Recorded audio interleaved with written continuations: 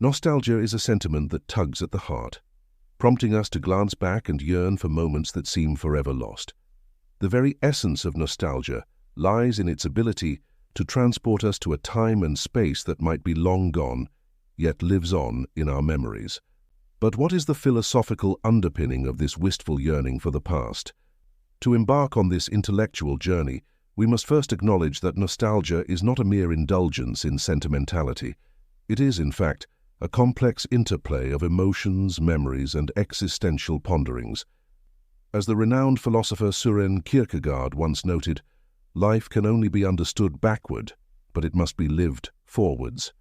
In this aphorism, Kierkegaard encapsulates the paradoxical nature of our existence, where the understanding of life requires a retrospective gaze, while living demands a forward-facing stride.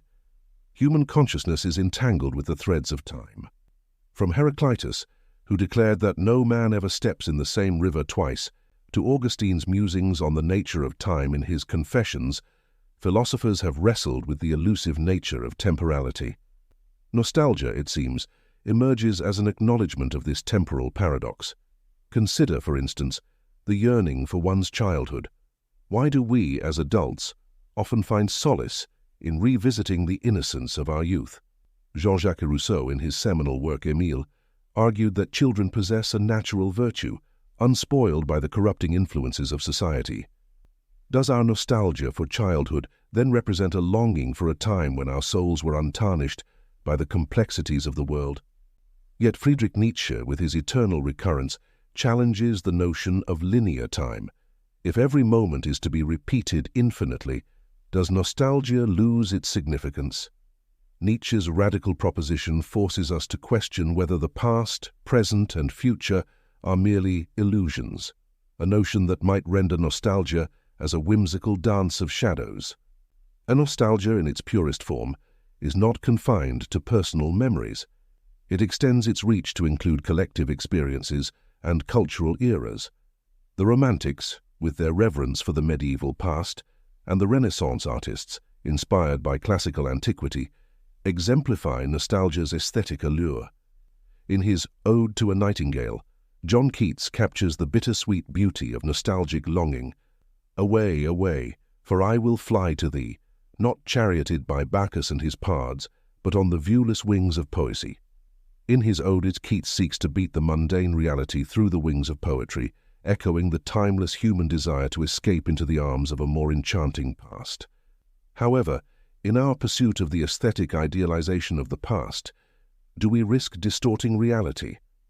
Arthur Schopenhauer, a stern critic of the Romantic movement, argued that the aesthetic contemplation of art and nature is an illusion that conceals the underlying suffering of existence.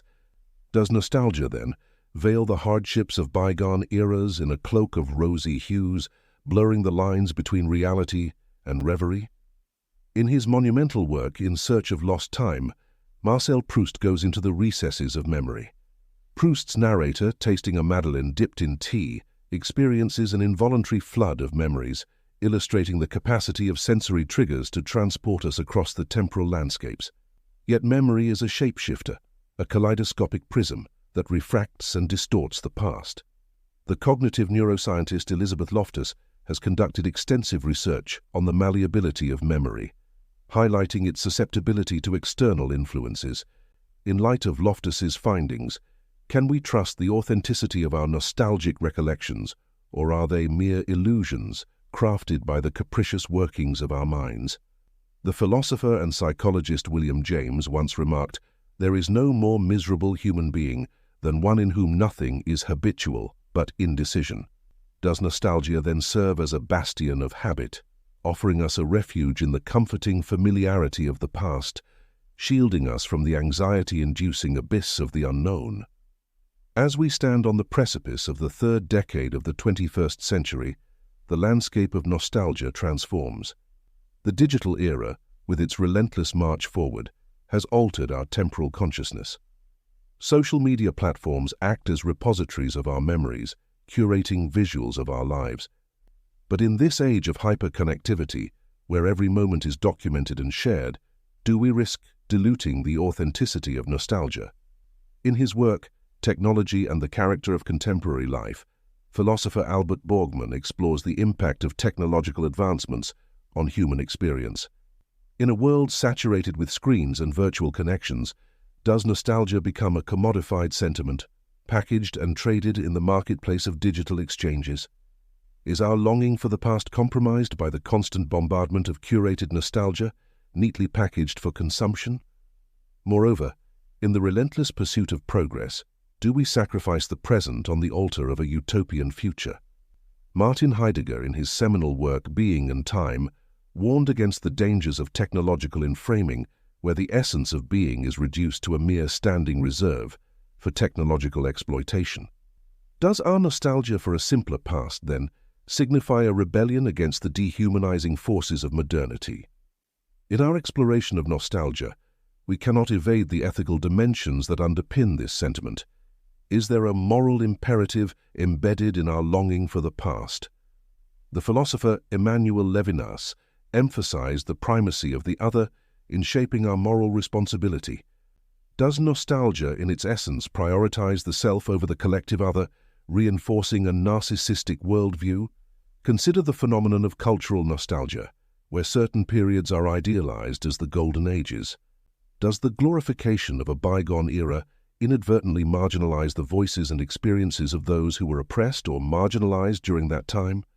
In our yearning for a romanticized past, do we inadvertently perpetuate injustice by selectively ignoring the darker chapters of history? Simone de Beauvoir, in her seminal work The Second Sex, challenged the prevailing gender norms of her time, advocating for the liberation of women from societal constraints. Can nostalgia, when directed towards a patriarchal past, serve as a regressive force, hindering the progress toward gender equality? How do we reconcile the tension between a yearning for tradition and the imperative for societal evolution? Nostalgia, therefore, in all of our human existence, emerges as a multifaceted prism, refracting the light of memory, longing, and existential inquiry. From the philosophical musings of antiquity to the complexities of modernity, the essence of nostalgia exceeds temporal boundaries, inviting us to embark on a journey of introspection and intellectual exploration. Let us heed the words of the philosopher Heraclitus. You could not step twice into the same river, for other waters are ever flowing onto you. In embracing the temporary nature of existence, let us cultivate a nuanced understanding of nostalgia, one that celebrates the richness of our memories while acknowledging the impermanence of time. Let us find not only solace in the echoes of the past, but also inspiration for the journey that lies ahead.